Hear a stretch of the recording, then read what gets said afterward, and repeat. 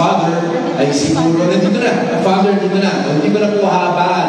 Nandito na si Father. Pero po gusto ko lang po ma-stress. Dito po, noong 2019, una po, bumaba po kami dito sa barangay Libunga, barangay Ugo, para mag-bless yung mga paaralan na naiwan yung mga nauna sa amin. Sa totoo po, habang nag-o-off lang kami dito, alam naman ni Captain, nag-o-off lang si Mayor Vito, si Vice Dominic sa likod, talagang lagi nababanggit yung mga issue. So, nagpapasalamat tayo sa DPWH na tinugunan po nila, inayos po natin yung ating building na ito, na para magamit naman talaga ng ating mga mag-aaral ng mga teachers natin.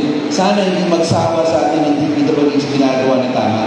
So sinabi po ni Ma'am Lani na dapat magkaroon ng DELEO 2 building, ay siguro kailangan na talaga ma-ayudan natin kay Ma'am Loyola yun. Talagang kung i-endorse po nila Ma'am Loyola yun. Pero gusto ko rin yung pagkakataon ito, 2 points lang, yung interesa ko na dito, graduation na tayo. In-announce ko po noon na mapipirmahan na yung chalk allowance. Alam natin, tapos na po yun. Buong mga teachers yun, 10,000 teachers allowance po ng mga guro. Pangalawa, gusto ko mabanggit ko na habang nito si Mayor Vico. Noong isang araw po, nagkaroon ng committee hearing sa Kongreso tungkol sa Karapasa program. Maganda po yung bino ngayon kasi makakaroon na ng tulungan sa Dedicated DSWD. Pero gusto ko yung magbigay ng credit kay Dr. Manny. Alam niyo, dumating si Dr. Manny doon. Tapos sa totoo po, sinabi, ganda po lahat po ngayon. Represented lang ng SPO, ng buong NCR, nandun lahat. Sinabi ni Dr. Manny yung best practices na ginagawa sa Luzon ng Pasig.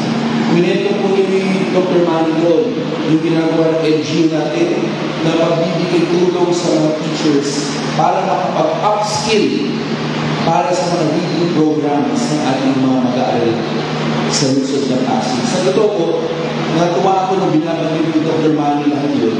Dahil pagkatapos ng meeting, nakita ko, nagpupunod po talaga yung ibang SPO si Dr. Manny, tinatanong saan yun sa Philippine Normal University at Kapinasok.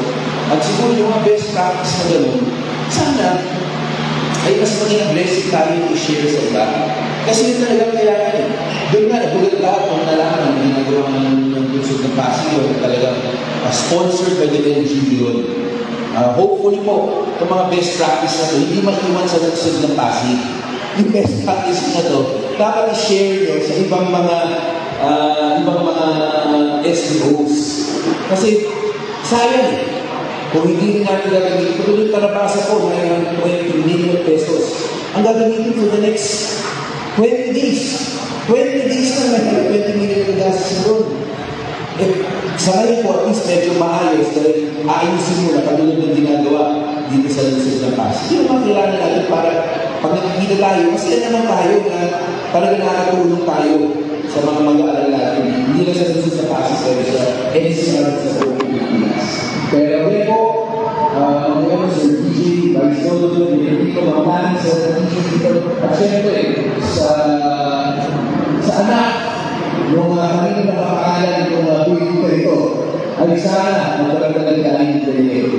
At ngayon po, mabuhay po ang ating pinag-pinag, mabuhay po sa mga. Maraming salamat po. And now, let us welcome Honorable Victor Mares Central, Mayor of City, who will share his pride and commitment in enhancing educational infrastructure, underscores its role in fostering a better future for Resident. Maraming salamat po sa iyo. Ano po man ulit yung kasayan ko, hindi ko nakuha.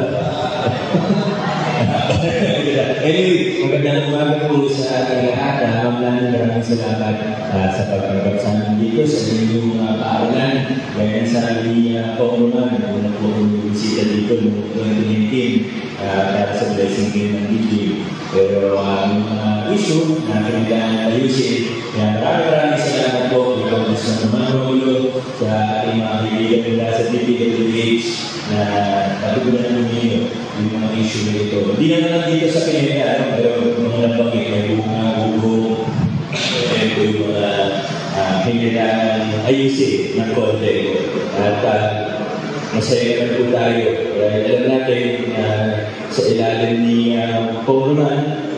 maayos yung mga proyekto po natin. Yan naman ang totoo. At nakikita po natin yan sa mga bago pinapatayo. Hindi lang sa mga paanan, kundi pati yung mga bago, yung multi-purpose sa bigyan, na inaugurate. Hila natin talagang maayos, sa kalidad, yung mga issue ay hindi lang basta hinahayaan, kundi ina-actionan, pinag-ugulan. Of course, kapasalamat din tayo sa ating Vice Mayor Dodon, sa City Council po natin, sa laging reminds nila. Alala ko na po, medyo iliis lang po ako ng konti.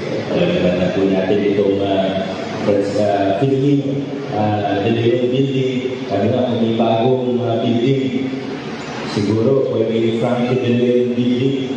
Ay, di pa pala pwede. Sa susunod, mga siguro 2084, pwede na magkaroon ng Franklin de Leon. Matagal pa po. Ma'am Sheryl, sa ating sa BJ, ating mga kasama sa SU, marami tayong activities sa susunod ng mga linggo dahil patapos na rin yung uninterrupted one-month vacation ng ating mga guro. Kaya pwede na po, mapaparata na rin po kayo. Muna na po dyan yung biyahe natin sa Cebu. Dahil marami po tayo, medyo malaking delegasyon natin, 256 po delegation natin sa Cebu. Pero 256 ay po yung mga nanalo ng sa Festival of Talents. Hindi naman natin sinasadya, medyo marami kasi nanalo, kaya na rin po ang delegation natin. Hopefully, everything is in order. Sana maging maayos po ang lahat at puno naman po ang suporta ng LGU sa mga bagay dito. Yung leading fund natin, hindi po yung sa talagang kailangan. Ganda natin this year. Alam ko na pinatutukan ni Kuya. Dahil alam ko, manggayola sa ayaw at sa gusto ninyo, matagal pa po kayo maglilingkod sa Pasig. Baka sa DJ, baka akala ni Ma'am, makakatakas na sa Pasig, hindi pa po, matagal-tagal pa po sa dito. Kaya, nakita na natin yung servisyo ng SDO natin, talagang maganda, very proactive ang leadership ng ating SDO. Lahat ng mga official staff, hanggang sa mga principals and teachers natin. Lastly, isang paalala lang, naalala ko naman sa talagang papasok ko ako. Hindi na naman related sa inauguration or blessing natin. Di ba nung graduation natin, una, naging maganda naman po. Para as din natin, maganda naman nangyari ng graduation. Pero napansin ako nila ng mga part ng mga politiko, siguro nakakalimutan nila yung mga principals or na meron na po tayong ordinansa ngayon na bawal na po ang mga political paraphernalia pagdating sa mga kaaralan natin, pati sa mga official functions. So, halimbawa, events ng araw ng Pasig, bawal po maglagay ng mukha ko doon. Pagka-graduation po natin, bawal na po maglagay ng kahit yung mga congratulations, bawal na po yan ngayon. Pag may mga mukha o pangalan ng mga politiko. Dahil sinimulan tayo yung polisiya ng 2020 at binigyan ito ng lihim sa pamamagitan ng isang ordinansa na spearheaded by our Vice Mayor Dodon na magkaroon tayo ng anti-EPAL ordinance. So, whether school building, paraphernalia sa mga events, bawal na po. Pero ito naman natin, di ba? Ang ganda, di ba? Dati, pagka graduation season, ito na, lahat ng mga wire, lahat ng poste, talagang tagtad ng mga tarpaulin ng lahat ng politiko. Ngayon, ang linis, di ba? Alam ko, natutuwa rin yung mga principal natin doon.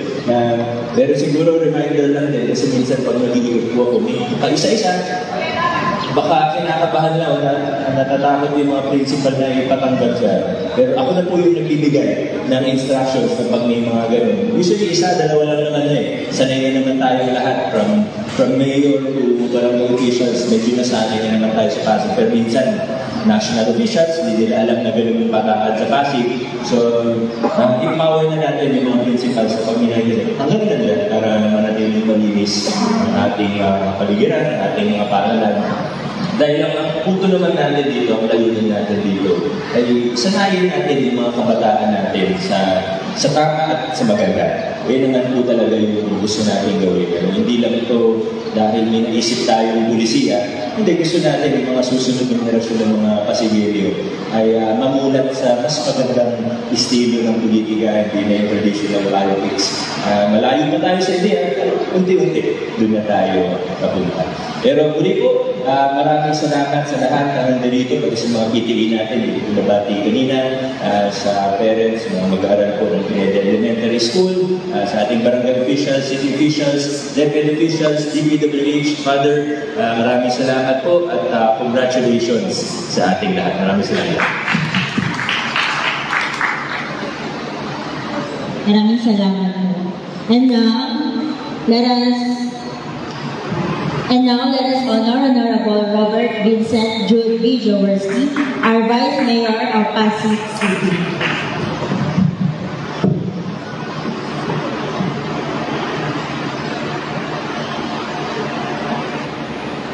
Hey, good morning. Para tayo nagkwekwentuhan lang na tayo din nagkwekwentuhan.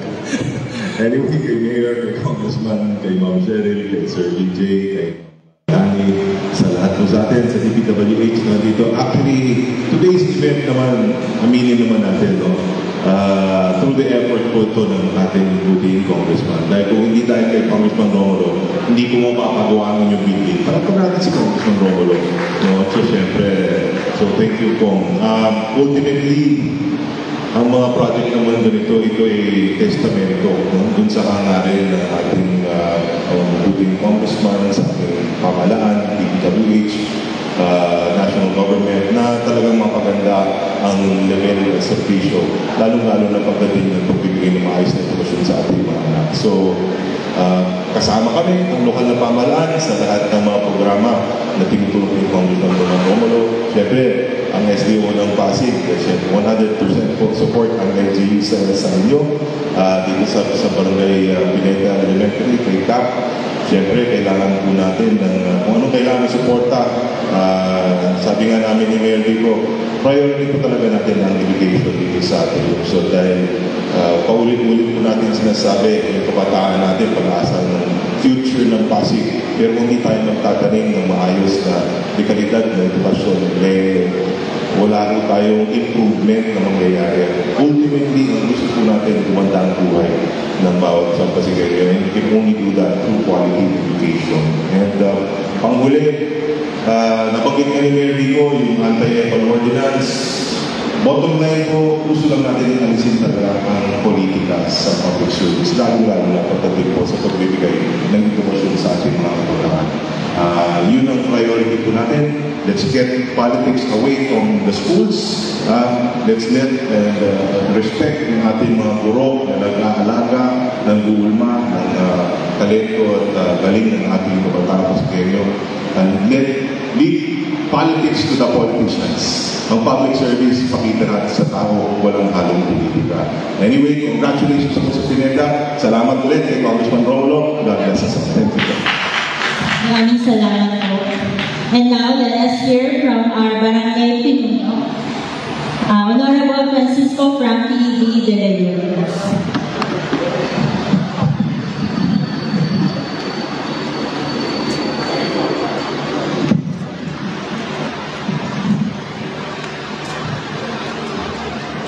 Report pala ako. Anyway, magandang mga po sa ating lahat, sa ating sa ating nagpili ngayon, sa ating vice mayor, pupunta po kasi sa lahat po, mga pasipang namin ito, dahil pinanawagin po kayo ng isang magandang bagay. At po, nabanggit ko ng record na ganyan na itong stage na ito, ay bukod graduate ako ng elementary, ito pa rin yung pinagyaman ko. At talagang napakalaking mga pagbabago ng aming paaralan. Makikita nyo ba, talagang maganda. Lalo ang gumaganda, siyempre sa tulong ng ating lokal yung mga officials. At pagpapit pala kay Father, morning. At siyempre po, isang mga din na yung ating painting na inaccurate doon sa multipurpose ay kabahagi ng building na ipinagalan sa aking ama. Na yan naman po ay city ordinance, kaya po napakalanan yan ng pangalan sa aking ama. At siguro po, hindi ko na rin po nakataak at parang tayo ay nagsimula sa ating programa ngayong umaga. Wala po at magandang umaga muli at maraming salamat sa inyo. Maraming salamat po. And now, we will proceed with the blessing of administrative office, which will be officiated by Reverend Father Joseph Santos.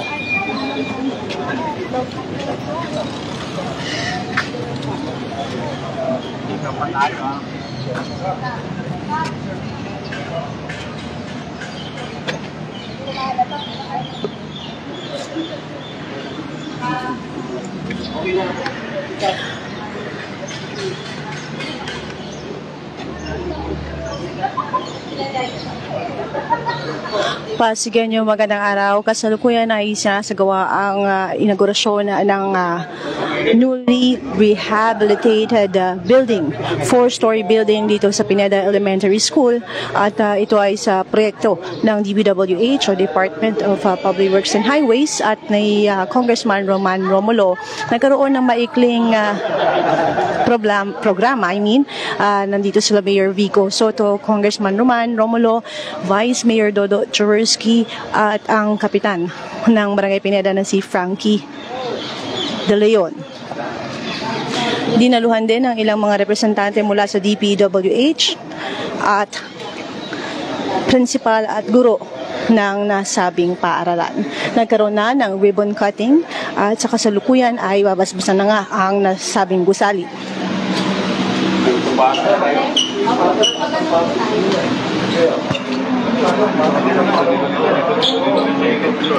Ano sabi nila? Yung dalawang yun.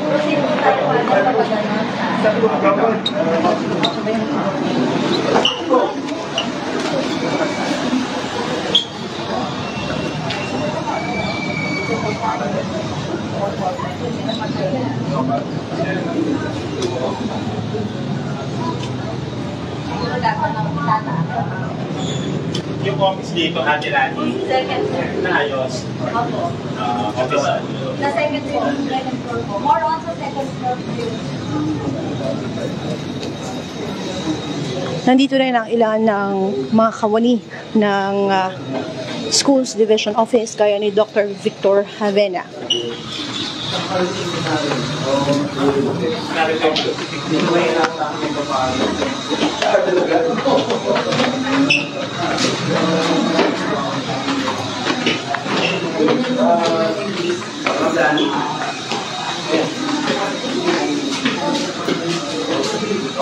Ito lang naman na repair, di ba?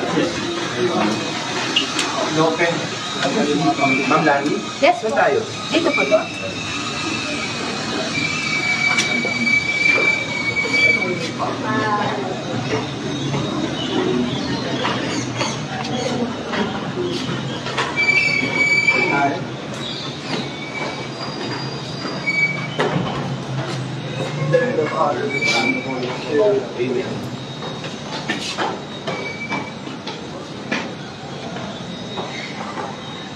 Please be on this place. We and by all who are assembled here, our hearts in the name of the Lord. The Lord be with you. And with your spirit. Let us pray. Lord Jesus Christ, who did start like apostles to institute peace upon every earth, which they may enter, sanctify, may our greatest faith is simple. Bestow on these things and blessing, the abundance of sanctified as the Lord bless the house of the faith upon it. Command thy angels to guard and to drive out all power of the evil one. Show them to teach their will, and the spirit of knowledge, wisdom, and fear of support the people with heavenly assistance, so that they may grasp the aim and practice full conduct. Let teachers and scholars easily, by virtuous words receiving finally an everlasting home in heaven as their reward. Through thee, Jesus Christ, Savior of the world, who lives and reigns God forever and ever. Amen. Our Father, who art in heaven, hallowed be thy name.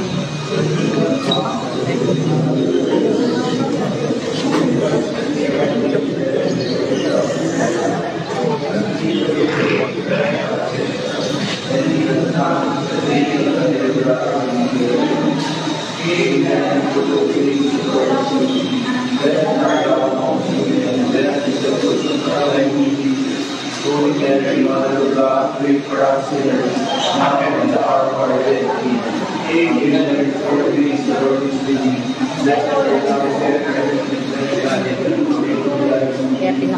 Holy Mary, Mother of God, pray for us sinners, now and at the hour of our death. Amen. For the grace, the Lord is with you. Let us arise among women and blessed is the fruit of thy womb.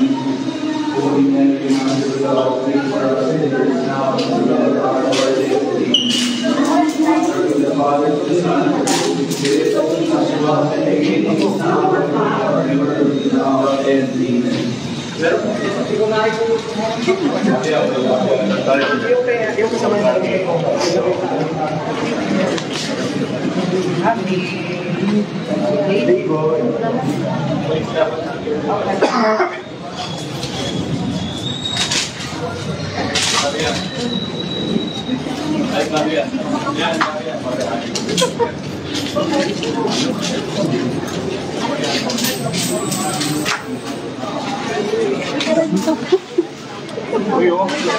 Isang kanin din to. Meron pa dito.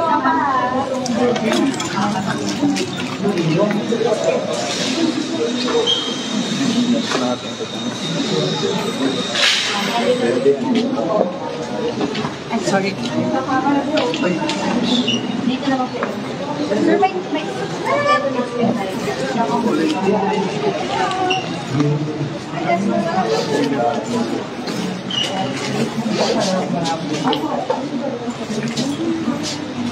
ito yung magibigay.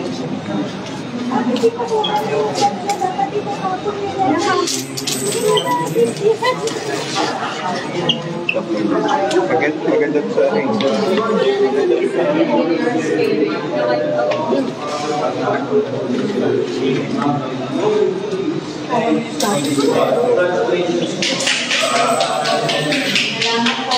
Congratulations from Lance. Thank you. Salamat. Parang yung pinakamagandang baby na dito. Magandang baby. Congrats po ha.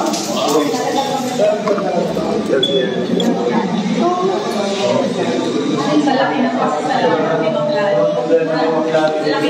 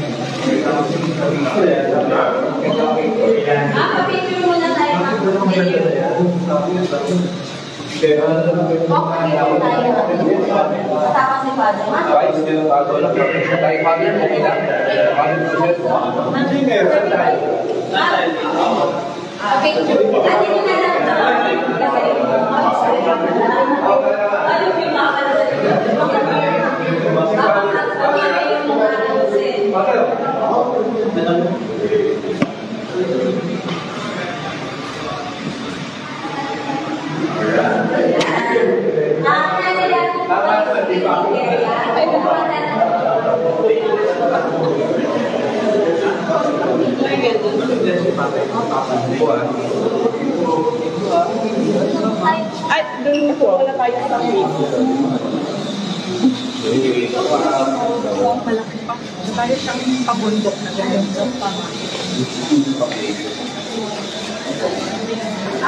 Nakaisa ka nung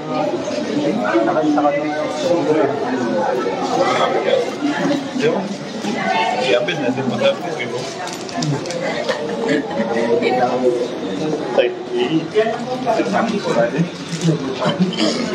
Wow, points.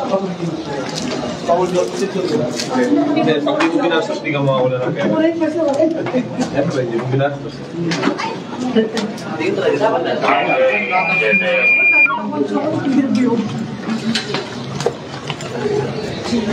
Mukha din ako pa rin. Doon nakakuha ng coins eh.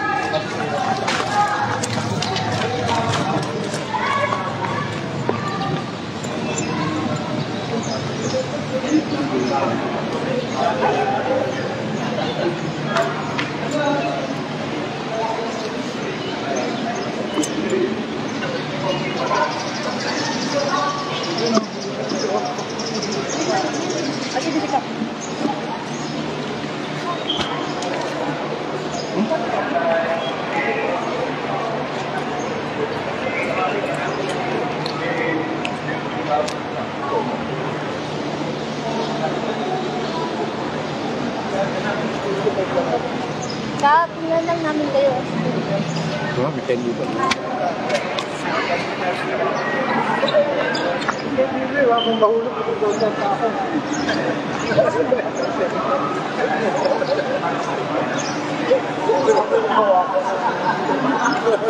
Hawakan mo na din doon.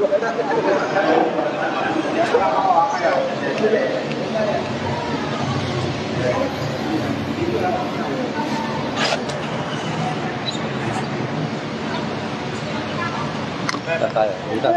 Okay. So, Kap, ano yung masasabi ninyo tungkol dito sa sa project na ito? Unang-una, magandang araw po sa ating lahat, no? Isa sa mga napakagandang project, bukod sa bago yung ating building, hindi lang mga classrooms ang ngayon ay ginawa dito sa existing na building na to. O hindi nilawakan para may hall at para may ding opisina ang ating principal, guidance counselor at iba pang mga staff na yan naman talaga ay magiging pakinabang sa ating mga guro at pati siyempre sa mga magulang at mag-aaral ng Pineda. Nakita nyo naman talagang isa sa pinakamagandang eskwelahan na mga ipapagmalaki namin ay itong Pineda Elementary School. Kitang-kita nyo naman. No? Kahit yung mga halaman ay nananatili rito. Talagang napapangalaga ang mabuti. Hindi lamang sa tulong ng ating mga guro, kundi siyempre sa tulong ng ating lokal na gobyerno. Mensahe na lamang po dun sa mga gagamit, sa estudyante at sa mga guro. Yes, maswerte yung mga gagamit ng Pineda Elementary School ngayon dahil nung kapanahonan namin na ako dito rin nag-aral, no, kapanahonan namin hindi pa ganitong kaganda.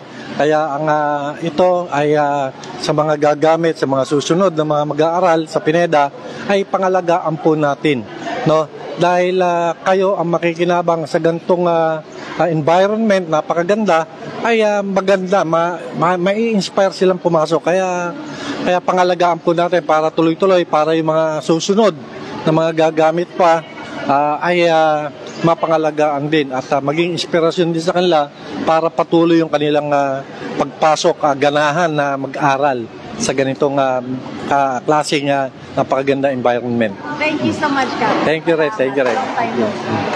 At yan naman ang naging pahayag ng kapitan na si Frankie De Leon kaugnay nga dito sa bagong renovated na building sa Pineda Elementary School. Yan muna ang ating ihahatid na mga balita sa oras na ito mula dito sa Barangay Pineda. Ako si Luan Peñano, nag-uulat.